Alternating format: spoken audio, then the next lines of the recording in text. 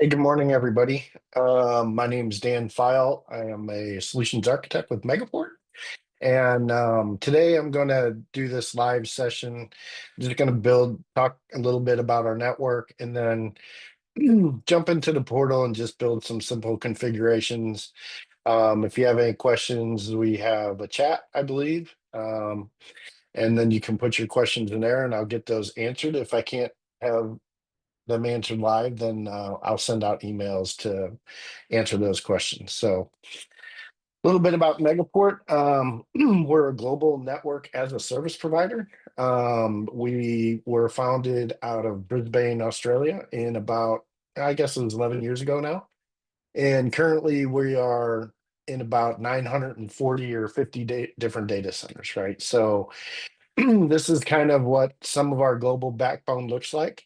I can actually jump into, if I go to megaport.com and I click on data centers here, then this brings up our global map of all the locations that we have presence in across the globe, right? And I can zoom in to specific locations and you can see it starts building out, 16 data centers in the Denver area, 29 in the Chicagoland area. So you can zoom in and zoom out depending upon where you need global connectivity. Um, so then when you start putting together these networks, you can start interconnecting all these ports or MVEs, which is our Megaport Virtual Edge, potentially Megaport Cloud routers. Um, we have three different type of, I'm getting to the screen here, three different type of access solutions. So we typically will have ports, right?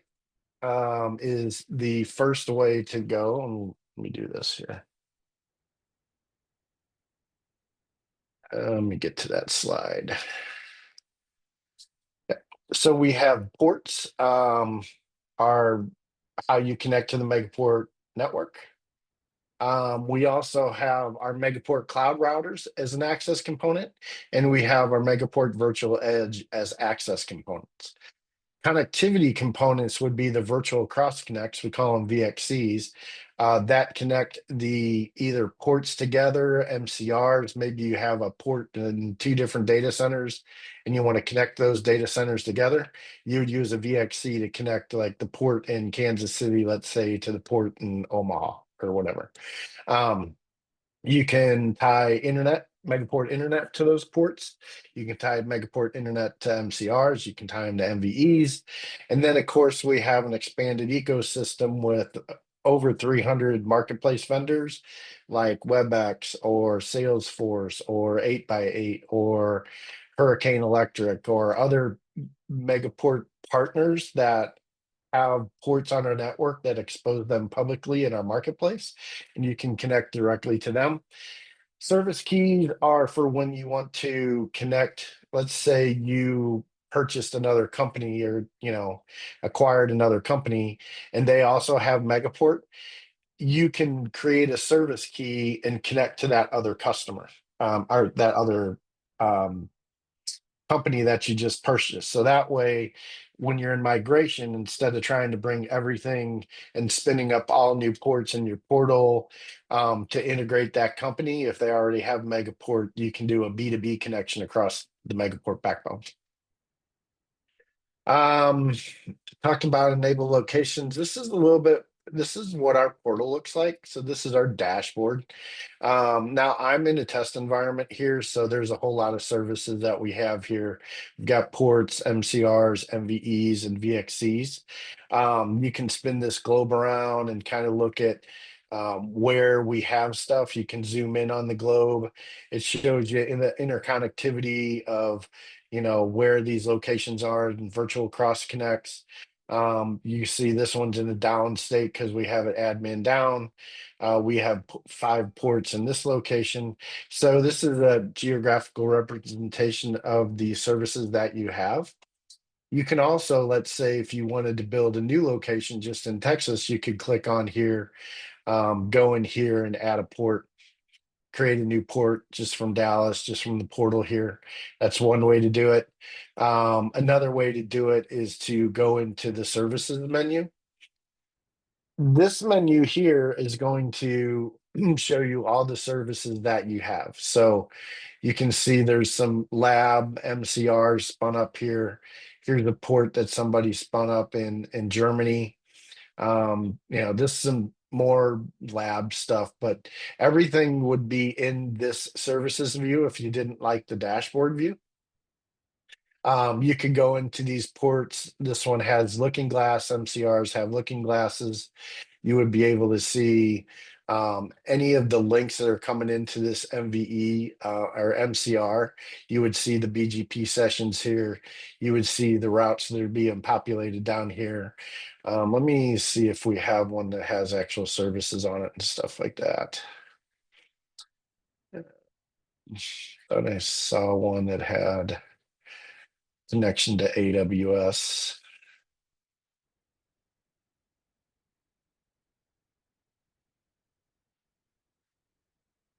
This MVE. Let's just use this one that has internet, or we're going to spin one up later, but I'm just kind of showing you what this one here has an internet port on it. So I can go into the looking glass. I can see the routes that are being populated. I can see probably that BGP's up, the peer ASN, things like that. The other one was down, right? They had an admin down, but gives you some good information with regards to, is this what you're expecting to be seeing coming in? The next hop information. This looks like it was a static route. So that's kind of I guess I'll say the looking glass. Other things you can do is just go into the port here itself, or the MCR itself. You can see the details, the ASN that it has. You can look at deployment logs when it got spun up and are different things that happen with deployment. You can see utilization. You can change the date of you. This one must have just got spin up. There's nothing being passed through it because it's sitting on its own. But you could also say, well, let me see it for the past week, potentially even the last 3 months or month. Or you can specifically look for a date. If something happened 2 weeks ago, you could say, okay, well, I want to look at the services between March 1st and March 5th, and you could put those custom dates in here. You also can look at traffic and packets. Um, from a port standpoint of view, when you look at ports, these are not up because we don't have a cross connect into the router, but you can see I can download a LOA directly here. It takes about 60 seconds to get an LOA. But when you go into here, you can also, under usage, not only do you see the traffic and patrick's and packets, but you can also see optical. And here you'll see like we don't have anything coming in on the receive side, right? So you can see, the light levels coming into the port and out of the port. So, so let's just go in and let's kind of say, well, I'm an administrator and I have a port. I'm going to create a port, and maybe that is in Kansas City. So you can search, you can see all the data centers we're in. I can be scrolling through this forever, or I can put in Kansas City, and maybe I'm in neutrality, Kansas City. And that's where I have all my racks. So I can choose between a 1 gig, a 10 gig, and a 100 gig. We really don't have too many 1 gigs in our network anymore. We do have some legacy places that have 1 gig available, but the pricing from a 1 gig you'll see and these are not discounted rates. These are just rates that I have in my portal. But you can see a 1 gig is the same cost as a 10 gig. So if you've got 10 gig interfaces, you might as well just get a 10 gig and start it off that way. There's no price difference, right? I'm going to call this Dan P demo. I can put something in here that says this is for tech drop in. You don't have to have anything here. This is going to come out on the bill if you're wanting to put this to a specific PO and you want to reference that PO, or maybe this is for a specific subsidiary or something like that. Then you can put that information in here. You choose your term. I'm going to choose 1 month just for right now, because I have, I don't want, this is just a demo. You can see here, I can click on whether I want to cross connect or not. It is a 12-month minimum term, but this means that once you get your LOA, we can order the cross connect for you over to your cage, or you could take the LOA yourself and go to neutrality and say, hey, here's my Megaport LOA. Can you get a cross connect from my cage on the fourth floor over to this Megaport location? You can have diversity, so I can create a diverse pair. What this does is you see it'll put the first port, and then I can come back and name the second port uh, demo two, and this is going to create two ports, right? And we have red zones and blue zones, so they're diverse zones. They're actually different pieces of hardware. They come off different power panels in the data center. Typically, they'll go to different UPSs for backup. So if I needed to have that diversity in a data center, most of our data centers already have diversity. Some of the legacy ones don't, and we're going back and putting diverse routers in there as upgrades all the time. I'm not going to build a diverse pair. I'm just going to do none. I can also do lag ports. So this means if I needed a lag of 20 gig, I can go in here and say, how many ports do I need to lag together? I can lag up to 8. Now you can't split diversity zones with lagged ports, meaning you can't put one in red and one in blue and lag them together. So this would be like two diverse ports in the same diversity zone. I'm not going to build any, but and then I'm going to do next, and it's going to tell me that I'm ordering a 10 gig port, that I don't have a cross connect, no LCP, and I'm going to add this port.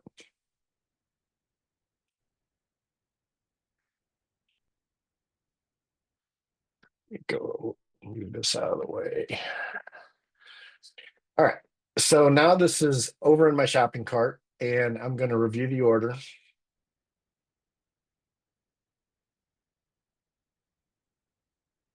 And I'm going to order this port. So this is starting to spin up in our portal. It'll come up and say it's looking for resources and things like that. And then I can build another port in, let's say, St. Louis, or maybe I want to build it in Omaha, right? So if I want to create another port, I'll go quickly through this since we're only have a half hour here.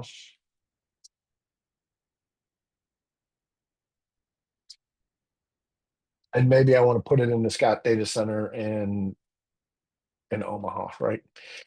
Again, 110 gig. I'm going to choose a 10 gig. I'm going to give this Dan P demo 2. Choose my term. Do next. I'm going to spin up this port.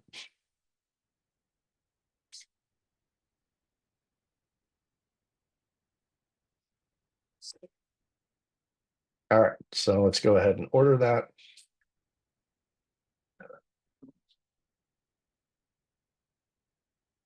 Portal's being a little laggy today. So I think it's probably my internet. You order the port. All right. So now I've got two ports in each data center. My data center is one in Neutrality, one in Scott Data Center in Omaha. And now instead of going to like a telco provider, maybe like a Windstream or a Lumen or something like that, and try to get a 10 gig wave that's, a DWDM. And then for redundancy, I have to have a second DWDM with diverse routing. Each of these data centers will have diversity already built in. So there's like a 100, two different 100 gig waves that come into the data center in neutrality. One will be on the red, one will be on the blue. And it's diversely path routed up to the core and eventually gets itself to Omaha. So when I want to build a connection now, I can just build a connection. I want to build a private connection. Private VXCs are between Megaport entities. And I want to build it from this Omaha location to my Kansas City location. I want that to be, see, damn, PVXC. Maybe I want that to be 10 gig. I could assign VLANs here if I knew there was specific VLANs that I wanted on each side. I could also untag these, meaning if I untag it, it's more like a point to point. I can't put any more VXCs or virtual cross connects on this port. So if I really just wanted to allocate this for only between the two data centers as a virtual private line, then I would untag these, and this means I could send any of the different VLANs I want down this pipe, right? If I leave it tagged, meaning I'm turning tagged off, then I have to send specific VLANs. So maybe I want VLAN 200 on each side, right?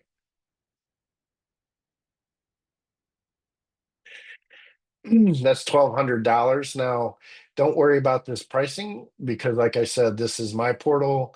Your pricing would be different. We do have a data center interconnect pricing promo where two 10 gig ports with a 10 gig VXC in between the two on a 36-month term is like $1,080. I think it's like 11 or 1,200 on a no minimum term, but there's different pricing. I'm just going to leave this here for no minimum.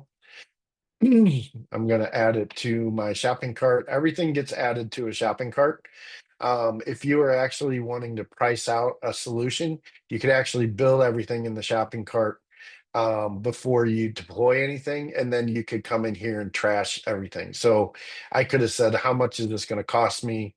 I would show the two ports at $600 a piece plus the VXC and go, okay, well, that's $2,400. And then if I want to get rid of all of those, I could do that. I'm going to go ahead and review this order, and I'm going to add this VXC to my order. Now, these VXCs aren't going to come up because obviously my port is not up because I don't have a cross connect. That is kind of a long pull in the tent, is the cross connect from Scott Data Center and Neutrality in Kansas City. But once those ports come live, then these VXCs would come up, right? Um, that's interesting. Okay. So then this is saying it's waiting for us to come up for the first time, but once these go green, like this MCR, went green, then this VXC would be connected between these two locations. Okay. So now I've got a point to point, I got a private line between the two. And let's say in neutrality, or let's say in Omaha, I wanted to put an internet connection on here for whatever reason, right? Like maybe I have a primary carrier's internet in that location, but I don't have a second internet connection. I could go in here and build a connection and easily just add internet to this port, right? And put it on a different VLAN. So I'm going to go ahead and add internet. I want to pull it out of Chicago. We will be adding internet in Kansas City. We don't have any in Omaha, so I got to pull it out of Chicago. Go ahead and say I want, I don't know, maybe I only need 200 meg there or something. It gives you your cost. I can assign the VLAN. I used 200 last time. I'm going to put this on VLAN 201. Add next, add the VXC.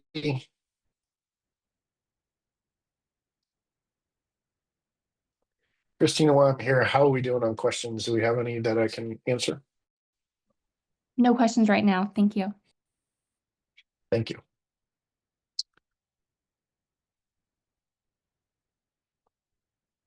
Well, that's embarrassing.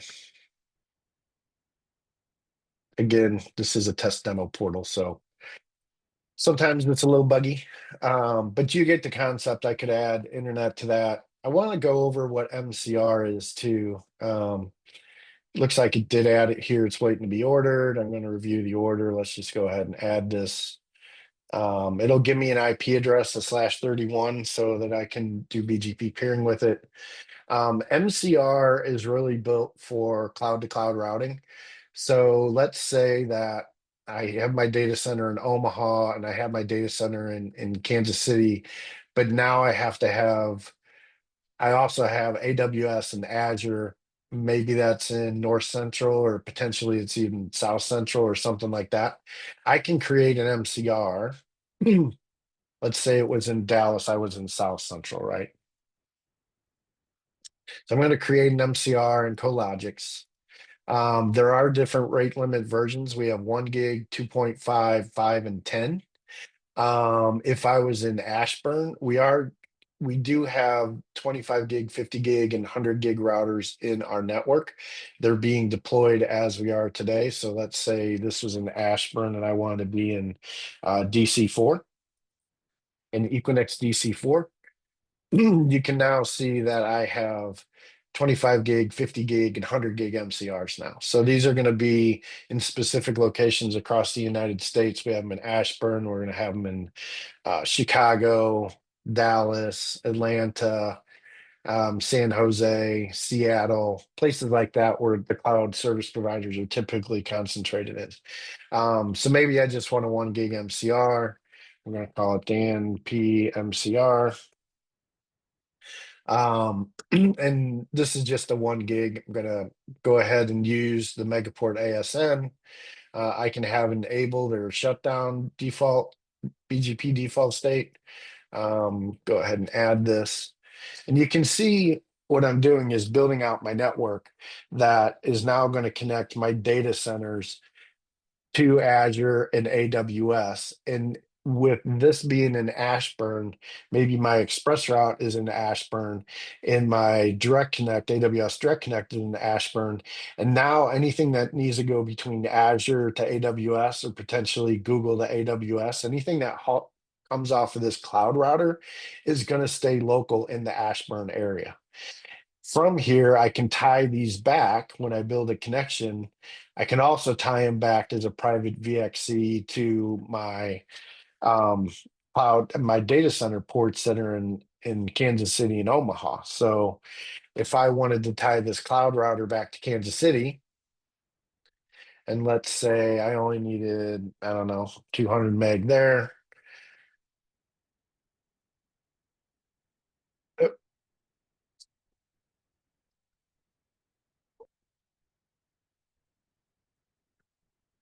I can put in my BGP attributes if I know it now. If not, I can come back and do that later.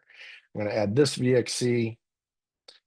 I could add another VXC to the other port, back to the other data center. And then I can go in here and create a connection to, let's look at the cloud. You can see the different cloud service providers in here.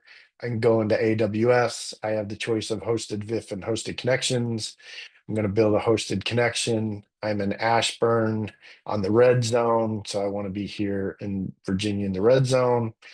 This is Dan the AWS. Maybe I only want 50 meg for this. Let's use my term. I'll do this later. Get my AWS account number.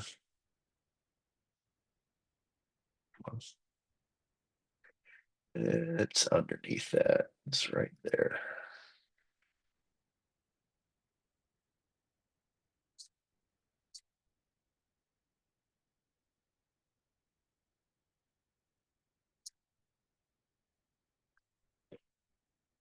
All right. So let's add all this stuff.